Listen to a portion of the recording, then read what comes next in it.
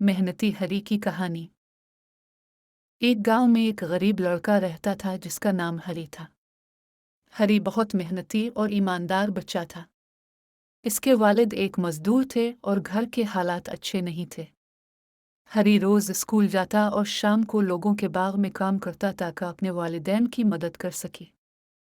गांव के कुछ बच्चे इसका मजाक उड़ाते थे और कहते थे, तुम कभी अमीर नहीं बन सकते।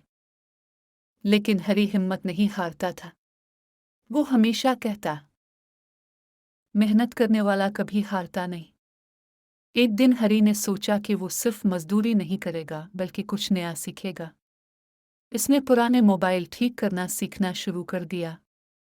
शुरू में बहुत मुश्किल हुई, कई बार नाकाम भी हुआ, मगर उसने कोशिश जारी रखी। कुछ महीनों बाद लोग अपने खराब मोबाइल हरी के पास लाने लगे। आहिस्ता आहिस्ता इसकी कमाई बढ़ने लगी। फिर उसने एक छोटी सी दुकान खोल ली।